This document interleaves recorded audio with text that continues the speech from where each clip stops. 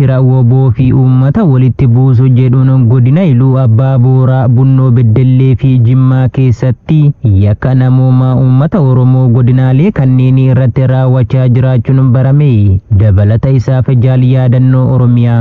Gareen faashistii PP gidduu kana humnoota tikaa isaa Finfinnee irraa gara waraana naannoo Gambeelaa qubatanii jiranitti erguun ajajoota waraanaa waliin marii dhimma gootichi waraana bilisummaa Oromoo godinaalee Iluu Abbaa Booraa fi Bunnoo Beddellee keessa socho'aa jiruun walqabate lafa naannichaa nu harkaa fudhatee godina Jimmaa keessattis uummata nu harkaa baasee jechuun sochii waraana bilisummaa Oromoo dhaabuuf mari'atanii jiru. Maree kanaan karoora hojii sadii qabu baafataniiru. Karoora isaanii kanaanis humnoota waraanaa isaanii naannoo sanatti baay'isanii bobbaasu, waraanni PP uummataan hidhata waraana bilisummaa Oromoo qabdu jechuun ajjeesuu fi dararuu akkasumas gochoota suukanneessoo qaamolee waraana bilisummaa Oromoo fakkaatan ijaaranii uummata irratti hojjechuu akka ta'e waltajjii isaanii magaalaa Gambeelaa keessatti taa'aa turaniin mari'ataniiru.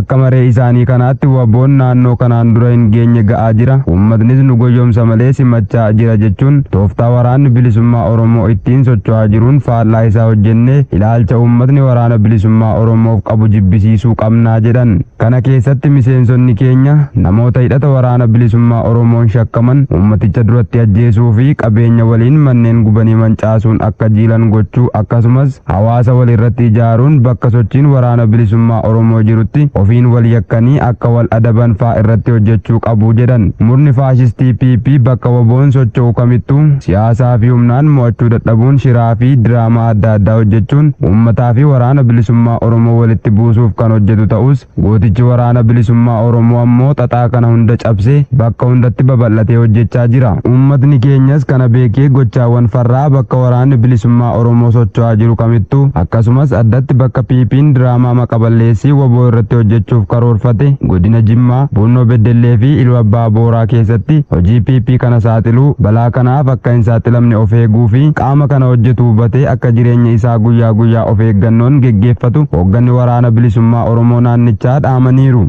Godina Baha Harargee aanaa baddannootti ergamtoonni biltsiginnaa dargaggoota ukkaamsuun gara leenjii waraanatti guuruu fi hawaasa dararuu hammeessan.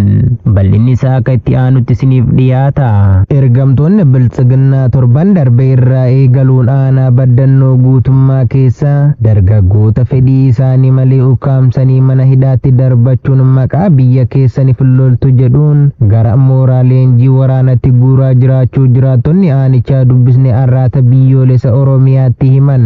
Kana malees aanaadhuma kana ganda Gooroo Wadoo jedhamu irraa lukkeeleen PP fulbaana 21/2025 jiraatota hundaan waraqaa eenyummaa dijitaalawaa baafadhaa jechuun dirqaman suuraa kaasaa turuu fi gara fuula duraatti erga waraqaa sana fidanii fi booda maallaqa hanga fedhan irraa saamuuf karoorfatanii jiraachuun barameera.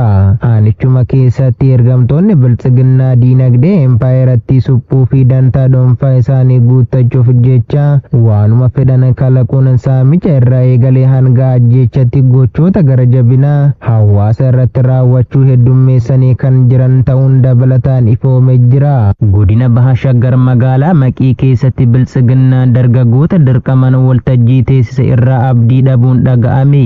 Dabalata isaaf jaal sabaafan waggaarii. Godina Baha Shaggar magaalaa Maqii keessatti fulbaana 24/2025 dargaggoota dirqamaan waltajjii teessisuun mariin nuti sin barbaanneef galaana diimaaf lolle dirqama irreecha irratti abiyyiin faarsuu qabdu waboo balaaleffachuu qabdu nu walii yoo dhaabbattan lafaa fi maallaqa isiniif kennina jechuun goyyomsuuf yaalanis dargaggoonni dirqamaan waltajjicha hirmaatan hundi yaada muddamsa biltsiginnaa kanaaf carraan haasawaa irra deddeebiin laatamuufis deebii tokko osoon kenniin waltajjii xumuruun biltsiginnaan yaaddoo guddaa keessa akka seentu taasisee jira. Namni galaana diimaaf gaaffii hin kaasne yookiin hin lolle jiraatti kan du'e yookiin roobootiidha kan jedhu Abiyyi Ahmed olaantummaa siyaasaa fi aangoo isaa jabeessuuf lola galaana diimaa kana lubbuu ola deemtotaan afuura itti baafachuuf hojjechaa jiru. Dhimma galaana diimaa ilaalchisee karaa jeneraalota miidiyaalee fi hooggantoota isaa sooroma ba'an kanneen akka Diinaa Muftii fi Dr. Mulaatuu Tashoomeetti kallattii adda addaan dubbachaa kan ture yoo ta'u dhimma kana deeggarsa uummataa waan qabu akka fakkaatuuf jiraattota dargaggoota dabalatee waltajjii teessisuun mariisisaa turaniiru. Mariin aanaalee fi magaalota Oromiyaa hedduu keessatti taa'amaa turee fi jiruun garuu faarsee bultoota isaanii irraan kan hafe uummanni deeggaranii akka hin jirre barameera.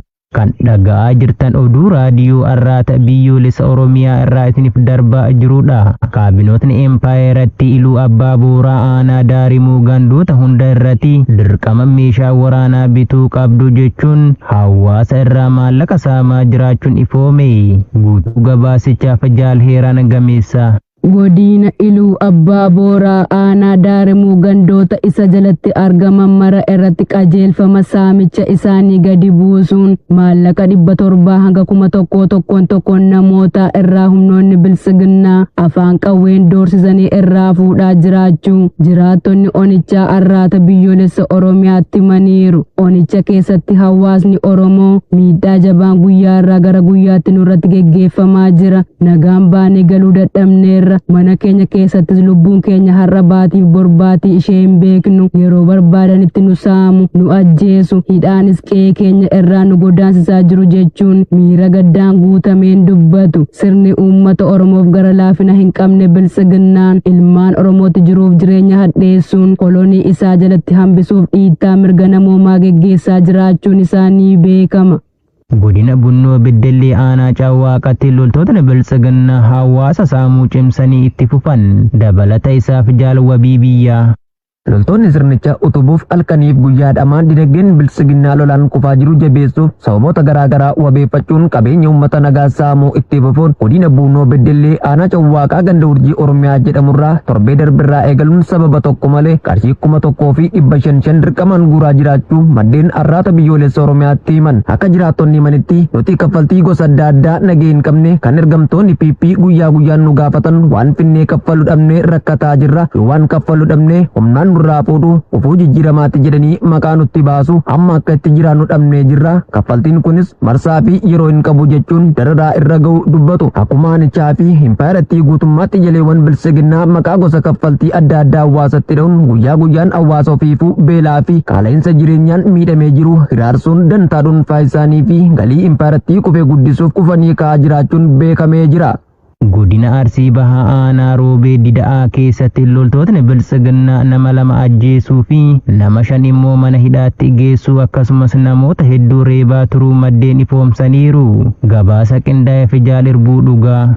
Fulbaana 25,2025 aanaa Roobee Dida'aa ganda qaqoo adda jaboo bakka addaa Asee jedhamutti ganama barii sa'a 11 irratti abbaa maatii maqaan isaa Adam Faqoo fi dargaggoo Maamman Nuur Usmaan jedhamu gaaffii tokko malee rasaasa itti roobsuun ajjeesanii deemu maddeen arraata biyyoolessa Oromiyaatti himan. Rifaatuu sagalee dhukaasaan yeroo hawaasni manaa baqatu loltoonni sirnichaa kunneen namoota 5 daandii irratti arguun isinis ni barbaanna jechuun qabanii deemuun mana hidhaatti geessanii hiraarsaa jiraachuu fi namoota hedduus uleedhaan reebanii miidhuun yeroo ammaa mana isaanii keessa ciisaa jiraachuus maddeen itti dabaluun ifoomsaniiru. Namoonni mana hidhaatti geeffaman kunneenis Raamaa Adam, Gannoo Huseen, Kuulanii Ture, Kadir Huseen, Hasan Jeeluu fi haadha manaa obbo Adam Faqoo kan rasaasaan ajjeesanis warra kanatti dabaluun mana hidhaatti geessaniiru. Hawaasni kun maaloo adaraa rabbii erga abbaa manaa ishee ajjeestanii ishii dhiisaa haa boossuufi jechuun yeroo haadha manaa namicha ajjeefame kanaa akka gadi dhiisan kadhatan namoota hedduu reebuu fi gara jabeenyaan isheeyyuu itti daballee ajjeefna jedhanii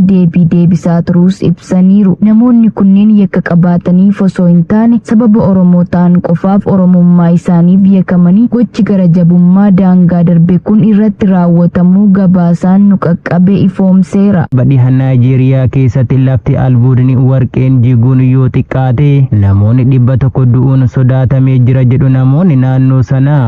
Guutuu gabaasichaaf Jaal Yaadannoo Oromiyaa.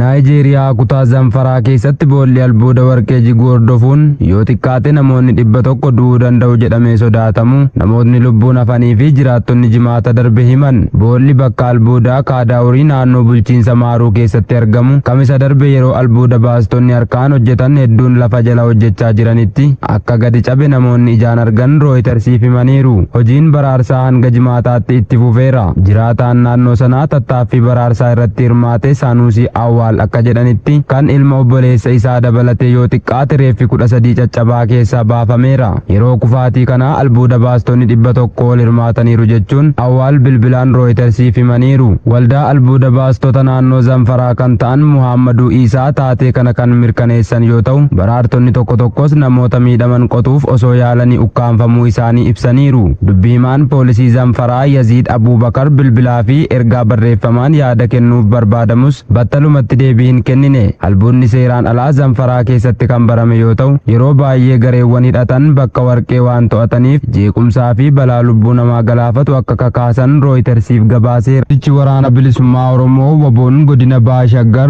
aanaa Adaamaa keessatti tarkaanfii ilaalessaa waraana bilisiginnaa irratti fudhateen PKM 3 hiikee loltoota 7 harkaan qabe. Irree fi gaachanni saba Oromoo waboon zoonii Arsadee kaleessa fulbaana 26 godina Baashaggar aanaa Adaamaa ganda Maaramii Qalboo buufata waraanaa bilisiginnaatti itti seenuun baay'ee booji'uun du'aa fi madoon hedduu adabee jiraachuun injifannoo boonsaan goolabee jira. Tarkaanfii fudhatame kanaan loltoota bilisiginnaa 7 harkaan qabuun hedduu du'aa fi madoon adabuun gama meeshaatiin bireena 3 nyorooroo dabalatee kilaashii 26 ol gumbii kilaashii danuu fi meeshaalee adda addaa dugda diinaa irraa eeguun moonaa qabsoo bilisummaa Oromootiif galii taasisee jira. Gareen faashistii PP waboo baatii 2 fi 3 keessatti balleessina jechuun miidiyaa argateen lallabaa ba'us gootichi waraana bilisummaa Oromoo hundeen isaa jabaatee humna isaa ijaaraa fi hawaasa isaa barsiisaa funyaan Finfinnee jalatti tiksitoota barcuma Abiy Ahimad lolee irraa hiikaa fi booji'aa jira. Qondaaltonni waraana PP halkanii fi guyyaa waboo balleessuuf marii taasisaa fi meeshaalee haaraa bobbaasaa jiraatanis mareen isaanii barcuma biiroo Abiy Ahimad keessaa osoo hin baane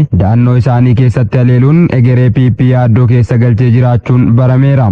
Sababa kanaanis qondaaltonni waraanaa fi namootni siyaasaa PP fala barbaachaaf gidduu kana waltajjii maree gamaggamaa fi waraana bakkaa bakkatti sochoosuun wal rakkisaa jiraachuun ni mul'ata. Tarkaanfii waboon fudhatu jabaatee itti fufa. Injifannoon uummata Oromoo. Qaaliiwwan ilmaan Oromoo irree fi gaachana uummata Oromoo waboo wabii saba isaanii dinagdeen jabeessuuf gumaacha godhan haalaan jabeessanii itti fufanii jiru. Haaluma kanaan jarmiyaan ABO waboo godina giddu galeessa ba'aa fi ba'aa fagoo gamtaa tokkummaa bakkaatota Oromoo Yemen gurmuu Odaa marsaa jaafaaf doolaara Ameerikaa 156 gurmuu biiftuu Aljoof marsaa jaafaaf doolaara Ameerikaa 200 waliigala doolaara Ameerikaa 356 gumaachuu isaanii gabaasa ajajaa olaanaan ABO waboo har'ata biyyoolessa Oromiyaa qaqqabsiisaniin beekuun danda'ameera. Nutis galanni keessan bilisummaa ta'utti jenna. Horaa bulaa deebanaa injifannoon uummata Oromoo.